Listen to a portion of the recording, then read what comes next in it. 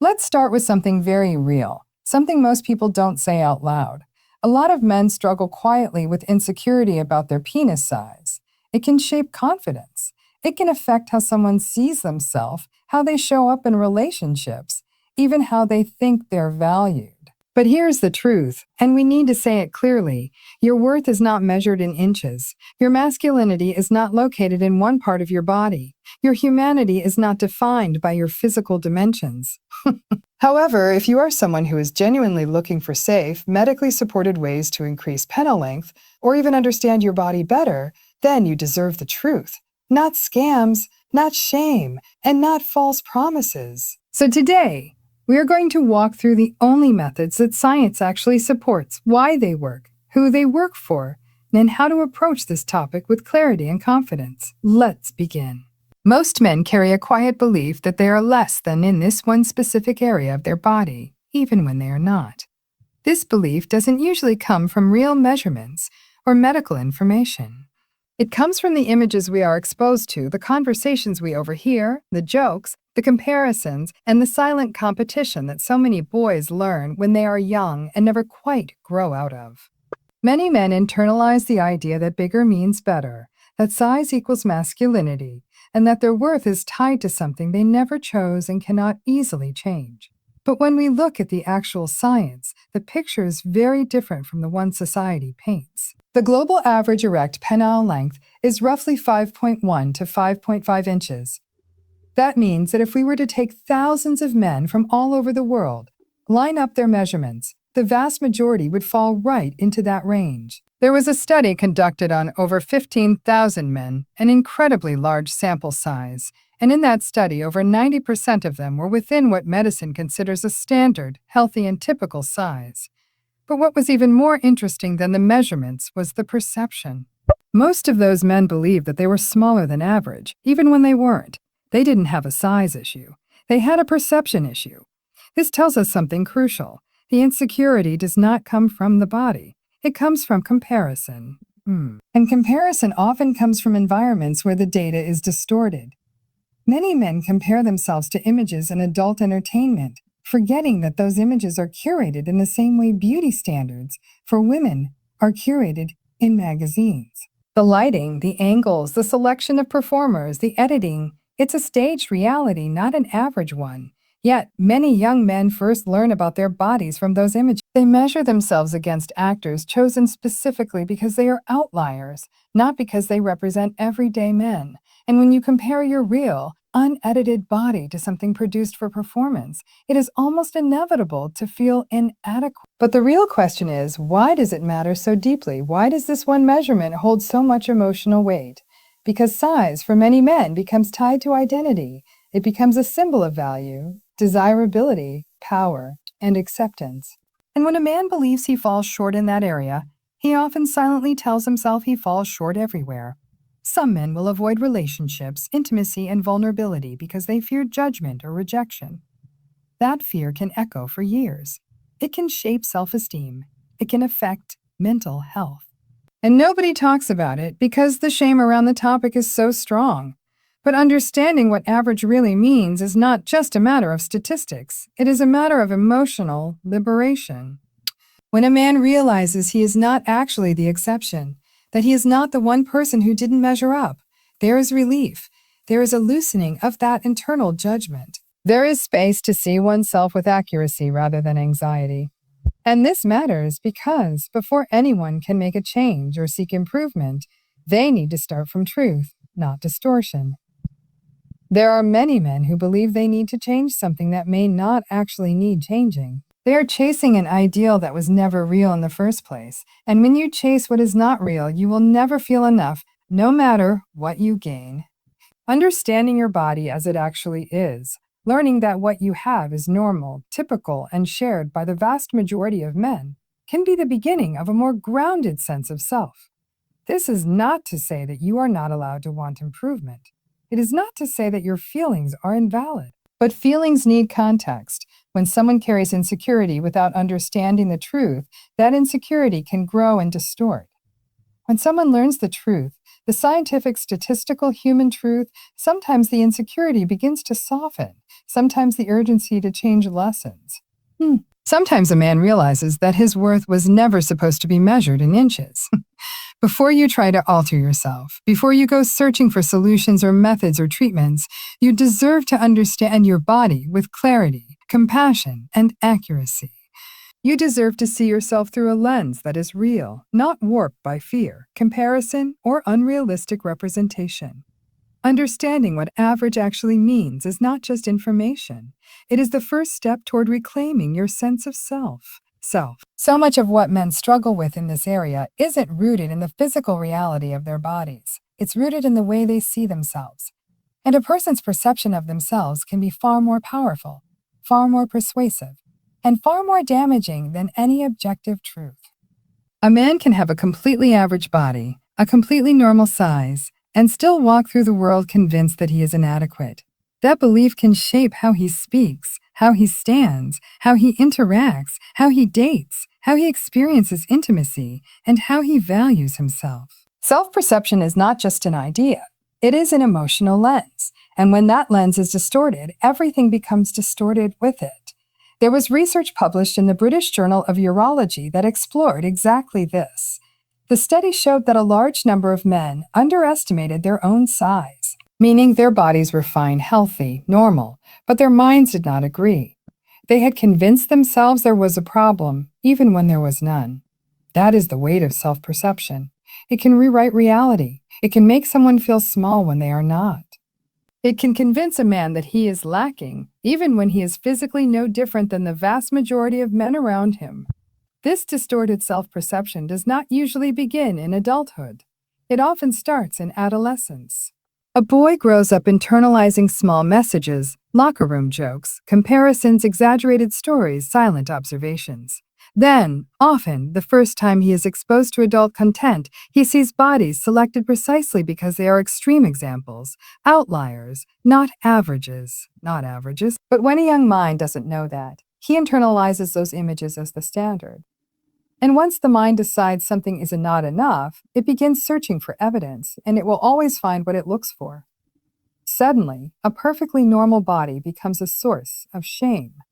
Something that should simply be a part of who he is becomes a symbol of failure, embarrassment, inadequacy, and shame, when held quietly, when not spoken, when not challenged, grows like mold in the dark. This is where emotional pain begins to form. Not from the body, but from the meaning attached to it. When a man feels inadequate in his own body, he may begin to avoid vulnerability. He may fear being seen.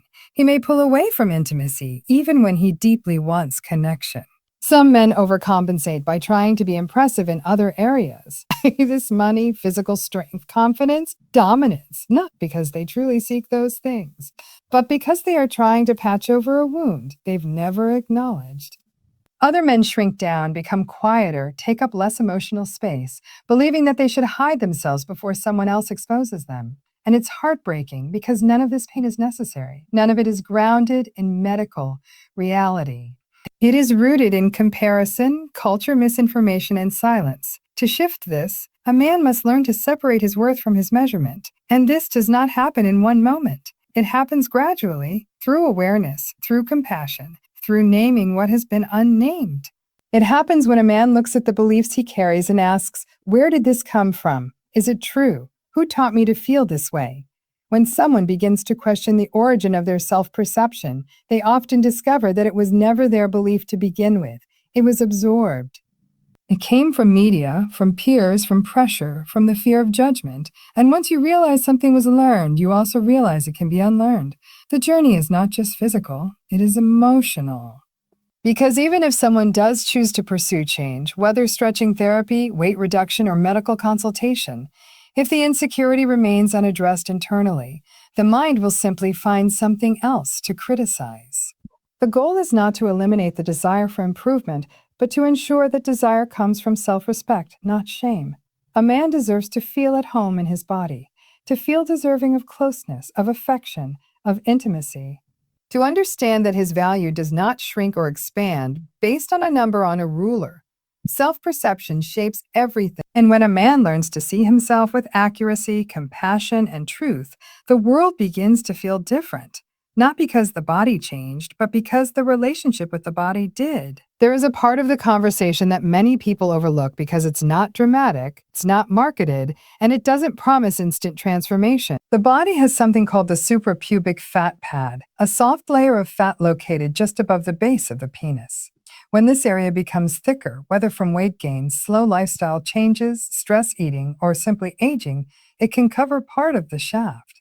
And as a result, the penis appears shorter than it actually is. In other words, the length is there, but it's simply not visible. For many men, this isn't a matter of size. It is a matter of what is hidden. When weight is lost around the midsection, particularly in the lower abdomen, that fat pad reduces. And when it reduces, more of the shaft becomes visible. Some men discover that they gain half an inch, sometimes even a full inch, not because anything grew, but because something that was covering it is no longer there. This is often the simplest and most natural way improvement happens. But talking about weight and the body is incredibly sensitive. Because this isn't just about the physical. For many men, weight ties into confidence, control, frustration, shame, identity, and coping. Food stress, routine exhaustion, work with life happens. And the body reflects that. Sometimes weight gain isn't laziness. Sometimes it's survival. Eating can become comfort. Movement can become secondary. The world can become heavy, and the body carries that heaviness quietly. So when we talk about this, we need to talk about it gently, respectfully, and with the understanding that bodies change for many reasons. The point is not to demand weight loss. The point is to understand that if someone is seeking to reveal more length, this is one of the few changes that is fully within their control and does not require devices, medication, or procedures. It is a natural reclaiming of what is already there. There are men who have gone through this process and found not only physical benefits, but emotional ones. A man who begins walking more, drinking more water, eating in a way that supports his energy, or reducing alcohol, not because he hates his body, but because he wants to take care of it, slowly begins to feel different inside. He carries himself differently. His breathing feels easier. His confidence grows not because of inches, but because of effort. Because he is doing something for himself rather than against himself. There is a story of a patient described by a urologist. He was in his early 40s, working long hours, exhausted, barely sleeping. Over the years, the weight added up, and he found himself feeling increasingly disconnected from his body and intimacy. He believed he had a size issue and came in looking for medical interventions. Instead, his doctor suggested something much simpler. Start with gentle, steady lifestyle changes. He didn't need to overhaul his life overnight. Just begin walking 3 days a week. Drink water before meals. Reduce sugary beverages. Sleep a little more when possible. 6 months later, he returned, not only with visible physical changes, but with a completely different presence. He spoke more clearly. He looked up when talking instead of down, and he said something that carried a deep truth. I didn't realize how much my confidence had been trapped under the same weight my body was carrying. This was never just about the visible inch. It was about the emotional inch, the space in the mind that opens up when someone feels they are reclaiming control. When someone approaches weight loss as punishment, resentment grows. But when someone approaches it as care, something shifts. It becomes less about affixing the body and more about supporting it. It becomes less about appearance and more about how it feels to live inside that body. This change is gradual. It respects time. It respects effort. It respects the reality that improvement is not a race. It is a relationship with oneself. And when that visible length reveals itself, it often symbolizes something much more important: the return of self-respect. The realization that the body is not an enemy to fight, but a home to tend to slowly, patiently, and with compassion. There is a quiet, steady approach that has been shown in medical research to create real, measurable change over time. It does not promise overnight results. It does not market itself with dramatic claims. It requires patience, consistency, and a willingness to approach your body with care rather than force. This method is known as penile traction therapy, using a medical-grade stretching device that applies gentle, continuous tension to the penis for extended periods each day. The principle behind this is not new. Orthopedic medicine has used controlled stretching for decades on limbs, joints, and connective tissue to encourage growth and remodeling. When tissue is placed under consistent, low-intensity stretch, it adapts by slowly forming new cells to accommodate that tension. It's the same foundational science behind how braces straighten teeth or how people with limb differences lengthen bones over time. The body responds to gentle, sustained pressure by growing. With penile traction devices, that growth can result in an increase in length, typically between about half an inch to 1 inch over several months of daily use. The key is the word daily. This is not a method that works when used occasionally or when approached with impatience. It requires a commitment, hours of work each day, often between 2 to 6 hours depending on device instructions and individual tolerance. It is slow, but it is real. Many men who first hear about traction devices want to know if it hurts. The answer is that it should not. If it is painful, it is being done incorrectly. The tension used is very light, gentle enough that the body can adapt without stress or injury. The change happens so gradually that many men do not see day-to-day improvement, but they often notice it clearly when they look back after weeks or months. What is interesting is not just the physical change. It is the emotional relationship men develop with the process. Because traction therapy requires time and time requires presence, it asks a man to slow down, to commit, to follow through. For some men, this is the first time in their lives they have approached their insecurities not with avoidance, not with shame, not with desperation, but with steady, patient action. And that itself reshapes self-perception. There are stories of men who began traction therapy with tension and frustration, convinced that their bodies were failing them. But over time, something shifted, not just physically, but mentally. The routine became less about fixing themselves and more about caring for themselves. The commitment became proof of their patience, not their inadequacy. They began to see themselves not as someone lacking, but as someone capable of growth. One patient once said, "I realized that for the first time, I wasn't fighting my body, I was working with it. That sentence captures something profound. When men are insecure, they often feel disconnected from their own bodies, as if they are trapped inside something they cannot change. But traction therapy reintroduces them to a different relationship, one built on collaboration. This is why consistency matters, not just because of the biology, but because repetition shapes identity. Every day a man applies the device, he is quietly reinforcing a message. I am capable of steady effort. I am capable of growth. I am not powerless. And the progress, while gradual, is not just physical. Over time, many men report improvements in how they feel about intimacy, confidence, and self-assurance, not because of inches alone, but because the act of showing up for oneself repeatedly builds something deeper, trust in oneself. It is important to say, though, that traction therapy is not a miracle. It will not add multiple inches.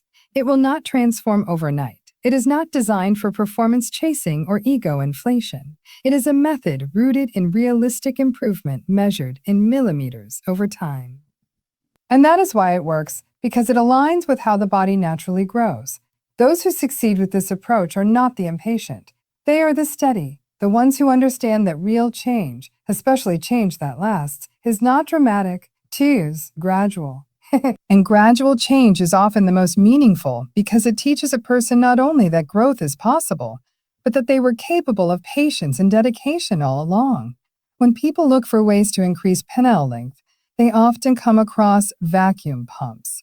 WAPs. These devices are widely available, and many men try them without fully understanding what they are designed to do.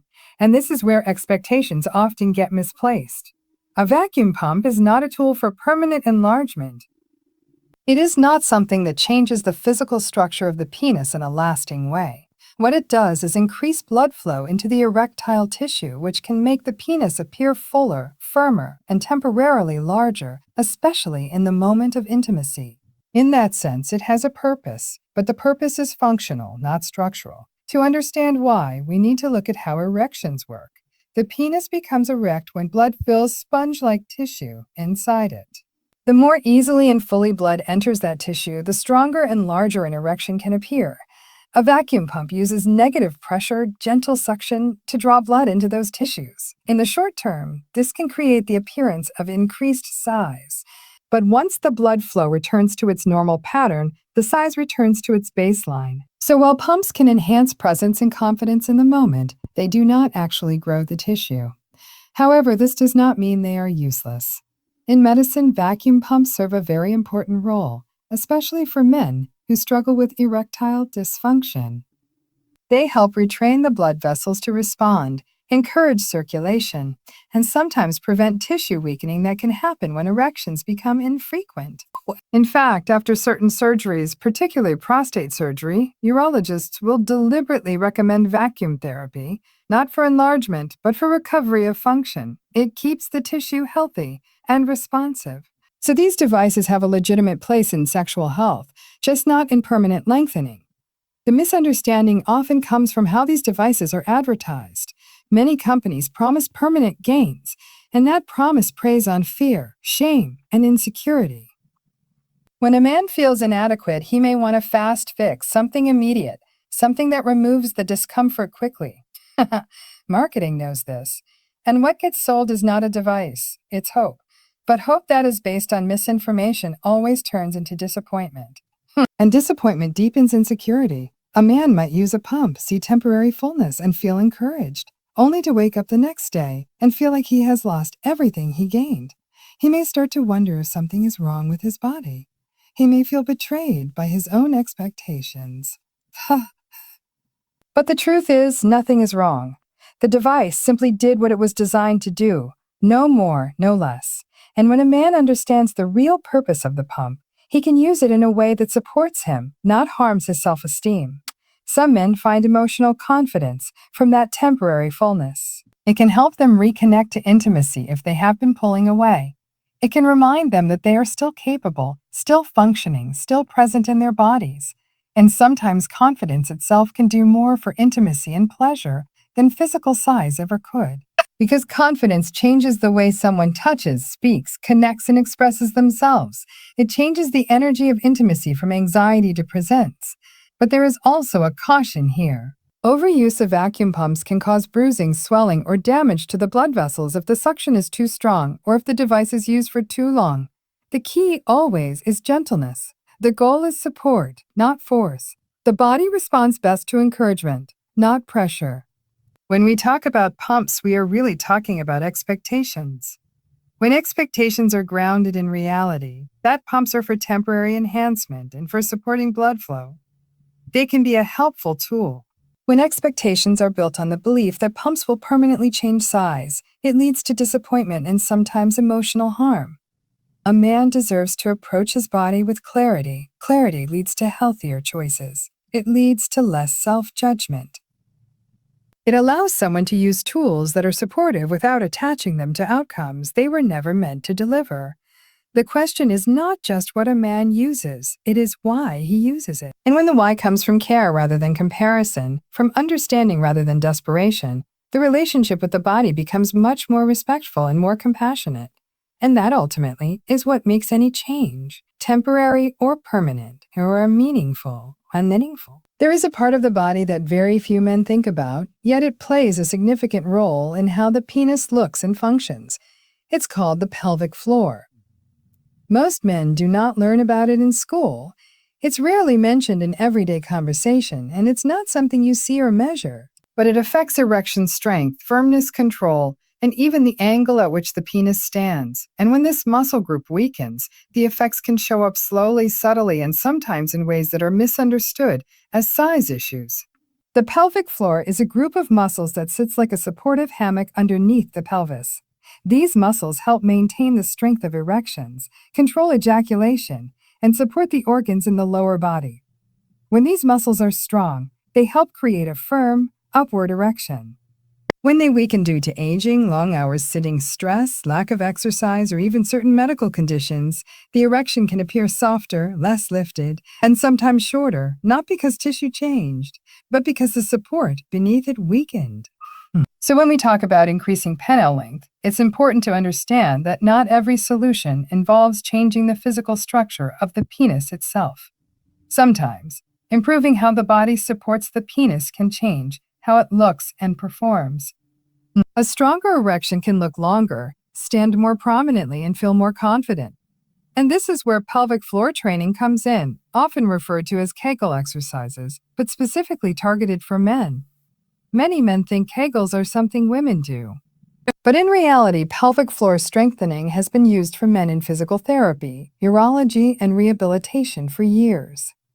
When these muscles are strengthened, blood flow improves, control improves, and erection quality improves.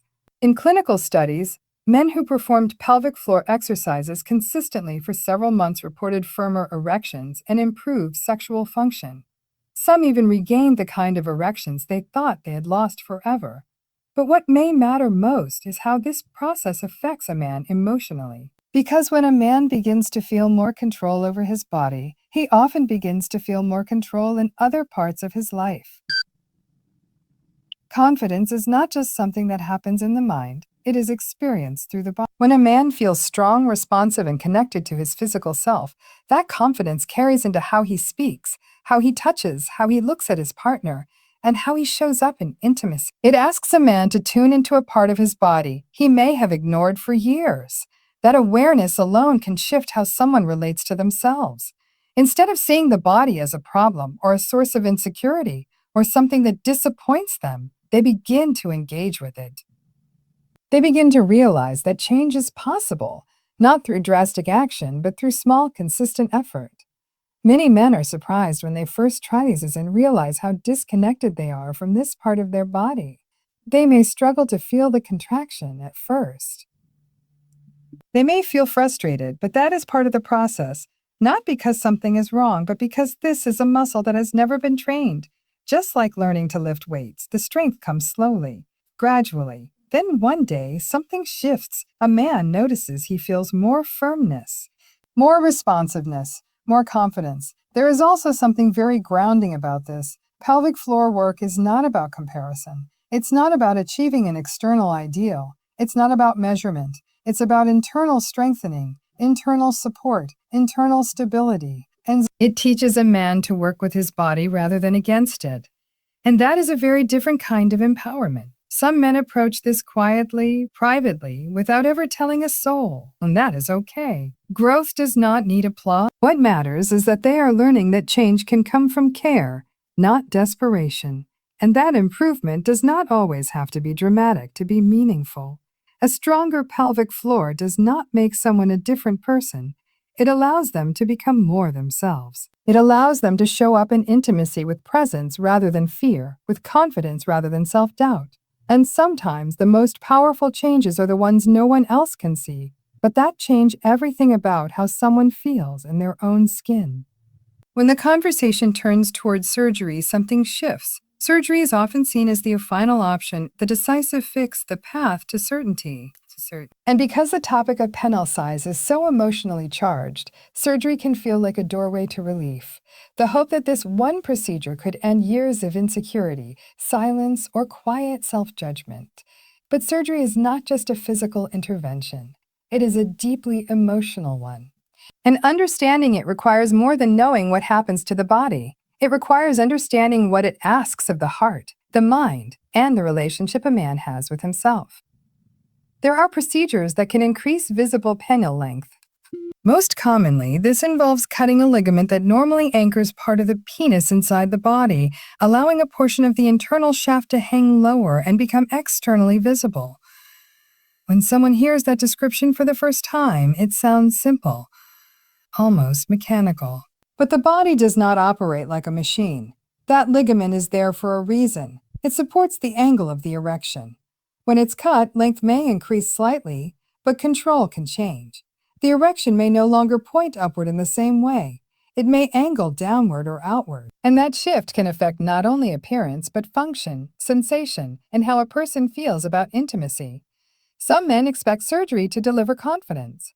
But confidence does not always arrive just because physical length changes. If the insecurity was deeply rooted, if it came from comparison, shame, or fear, surgery does not remove those feelings. Those beliefs live in the mind, not the body. This is why, in many cases, the most important part of surgical evaluation is psychological screening. Doctors are not evaluating whether a man is worthy of surgery. They are trying to determine whether surgery will help, or whether it will simply relocate the insecurity to another part of life. There are also risks. Scar tissue can form. Sensation can change. Healing may require months of physical therapy-like care, and the outcome is not always predictable. Some men feel relieved afterward, but others regret it. Not because they didn't gain length, but because the cost to function, sensation, or confidence was greater than what they gained in return. That is not failure. It is simply reality. The body is delicate. Intimacy is vulnerable, and decisions like these need space, time, and truth. But it is also important to acknowledge something else. There are men who experience profound and genuine distress about their size. For some, the emotional burden is not mild insecurity. It is something heavier, something that affects their ability to be present in relationships, to experience closeness, to trust themselves. And for those men, the desire for surgery does not come from vanity. It comes from pain. And pain deserves compassion, not dismissal. For those individuals, surgery may be considered. But the healthiest approach is one that begins not with the procedure, but with understanding. Conversations with a urologist, discussions with a therapist who specializes in body image. Understanding the full scope of benefits and risks, not rushing, not deciding from panic or shame, but from clarity. Because the question is not simply, will this make me longer? The deeper questions are, will this help me feel more at peace with myself? Will this support my emotional well-being? Am I doing this to care for myself or to escape from myself? When someone makes a decision from self-care, they move with more steadiness. When the decision comes from panic, the fear remains even if the body changes. There are stories of men who took their time, explored their feelings, spoke honestly with professionals, and ultimately chose surgery and were grateful. Not because the surgery solved their identity, but because they approached it thoughtfully. And there are stories of men who realized, after taking time to understand their feelings, that surgery was not the path they needed, that what they needed was reassurance, connection, and a reworking of self-perception, the inner landscape, not the outer shape. Surgery is not right or wrong. It is simply serious. It requires respect. It requires truth. It asks for a level of emotional maturity that goes beyond wanting something to be different. It asks a man to know himself, not run from himself. And when a person approaches this topic with patience, honesty, and care, the decision, whatever it may be, can become not an act of desperation, but an act of self-respect. There is a moment in this journey where many men feel the pull towards shortcuts. A pill, an oil, a supplement, a powder, something that promises to change everything without effort, without time, without vulnerability. And that desire is deeply understandable. When a person carries insecurity for years, the hope of a quick solution can feel like a lifeline. Something that whispers you don't have to struggle anymore. You don't have to feel this way. You can fix it quietly without anyone knowing, and that whisper can be powerful. But the truth, backed by decades of medical research, is that there is no pill, no oil, no herb, no supplement that permanently increases penile length. None, not one. There are products sold in bottles with impressive labels, confident language, and stories of miraculous transformation. But these products rely on something more potent than biology. They rely on insecurity. They rely on the doubt that has been quietly living inside a person for years. And they sell hope, disguised as science. Many of these products are unregulated, meaning no one is verifying what is actually inside the bottle. Some contain hormone disruptors that can interfere with the body's natural testosterone balance. Others contain stimulants that may temporarily increase blood flow, but do nothing to change tissue structure. Some contain fillers and chemicals that can cause allergic reactions, liver strain, or long-term damage. And some contain nothing active at all, just clever marketing. But what is often even more harmful than the physical risk is the emotional toll. When someone tries these products, they usually do so with hope. And when the results don't happen, that hope collapses inward. A man may feel foolish, embarrassed, or even more broken than before. He may think, if even this didn't work, something must really be wrong with me. The product does not just fail to deliver, it deepens the wound. This is how the cycle continues. A person who is hurting becomes more vulnerable to the next promise, the next product, the next miracle breakthrough.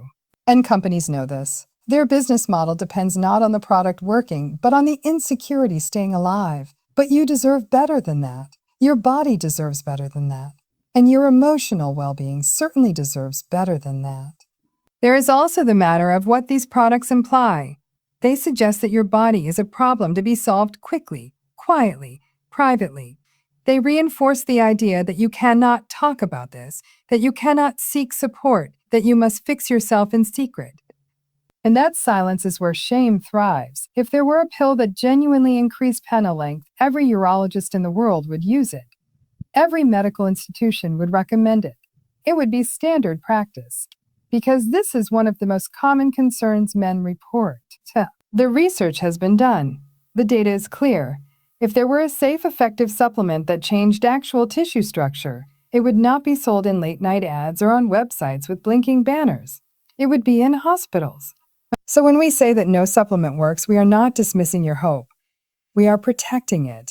There are things that can support erectile function, like improving blood circulation, testosterone balance, and general vascular health. But these are systemic health changes, not enlargement solutions. They help the body work better. They help erections be stronger, and sometimes that can make the penis appear fuller. But that is not the same as permanent growth, and the difference matters, because the truth allows you to make decisions from strength, not from longing. You deserve solutions rooted in reality. You deserve guidance grounded in science, and you deserve to approach your body with respect, not disappointment, not desperation. When a man lets go of the idea of a quick fix, something important happens. He begins to understand that improvement is not impossible. It just requires patience, consistency, and care. And more importantly, he begins to see that his worth was never supposed to depend on size in the first place. The body is not asking for magic, Jaya. It's asking to be understood, supported, and accepted. When you move from that place, the journey becomes less about fixing yourself and more about taking care of yourself. And that changes everything. There is something deeply important that often gets overlooked in this conversation, and it is the role of intimacy itself. Not the performance, not the visual comparison, not the silent measuring that so many men feel trapped in, but intimacy. The emotional presence, the connection, the trust, the shared experience between partners. Because overwhelmingly, what determines whether a sexual experience is fulfilling is not size. It is communication, responsiveness, attunement, and emotional safety. Research tells us that for most partners, sexual satisfaction is not linked to penile length at all. In fact, in multiple large-scale surveys, the vast majority of women reported that emotional closeness, confidence, affection, and how a partner engages during intimacy matter far more than physical dimensions. Yet many men don't feel that. They feel pressure to perform, to impress, to live up to an invisible standard. And that pressure becomes a barrier, not to sexual performance, but to connection. When a person is preoccupied with how they appear, they are not present. When they are worried about how they measure up, they are not attuned to their partner. And the partner can feel that. The distance is not created by the body. It is created by the anxiety around the body. So the work is not only about physical understanding, but emotional presence. There are partners who say, "I wish he would look at me instead of thinking about himself." Not out of judgment, but out of longing. They want closeness. They want to feel chosen. They want to feel wanted, not evaluated. When a partner senses that a man is stuck in self-comparison or insecurity, the intimacy can begin to feel rehearsed, distant, or mechanical. Not because the man doesn't care, but because he cares so much that he becomes afraid of not being enough. But intimacy is not a performance to be judged. It is a connection to be experienced. This is why communication is so powerful. Not the kind of communication where one person apologizes for their body, but the kind where two people talk openly about what feels good, what creates pleasure, what builds connection. Because pleasure is not anatomical, it is responsive. It grows from curiosity, patience, presence, and trust. There are men who have spent years believing that their worth during intimacy is tied to the length of their body. Yet when they begin to slow down, pay attention to their partner's breath, their partner's reactions, their partner's emotional openness, something shifts. The experience becomes richer, deeper, more fulfilling. The anxiety loosens. The body relaxes. When the body relaxes, arousal becomes stronger. Confidence follows naturally, not because the body changed, but because the relationship with the body did. Techniques that increase pleasure, like focusing on rhythm, pressure, hand stimulation, oral intimacy, or simply syncing movement with breath, often have more impact on the experience than size ever could. Intimacy is not linear. It is layered. It includes laughter, awkwardness, pauses, desire, curiosity, and comfort. And these things cannot be measured with a ruler. There are men who are deeply loved, not for the size of their bodies, but for the way they make their partners feel seen, chosen, desired, safe. And that kind of connection is not fragile. It does not need to be proven. It grows. It strengthens. It builds resilience and closeness. When a man begins to understand this, something softens, the pressure decreases, the need to compare fades. And intimacy becomes not a test, but an experience of presence and trust. This shift does not require pretending size never mattered emotionally. It simply means recognizing that what matters more and lasts longer is how two people show up with each other. The tenderness, the responsiveness, the willingness to listen, to learn, to grow. That is where confidence actually comes from, not from what the body is, but from how the person inhabits it. When connection becomes the focus, size becomes just a detail, not a verdict.